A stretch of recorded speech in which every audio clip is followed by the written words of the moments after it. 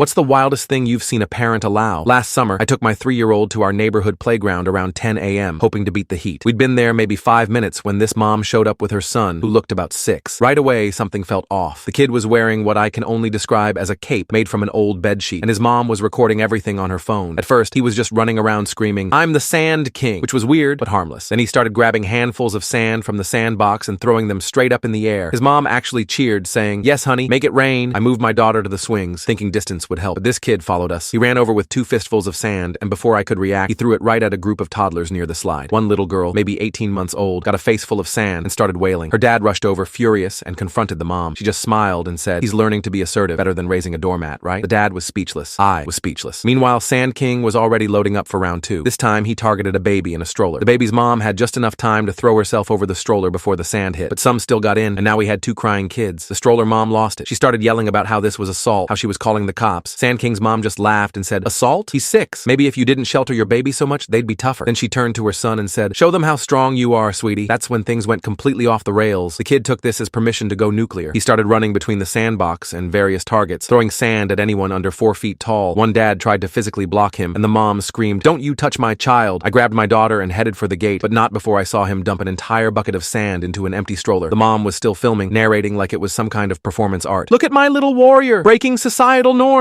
Within 10 minutes, every family had packed up and left. The playground was empty, except for Sand King and his mom. As I was buckling my daughter into her car seat, I heard the mom yell, "Why is everyone so sensitive these days?" But here's the part that still bothers me. 2 days later, I saw them at the grocery store.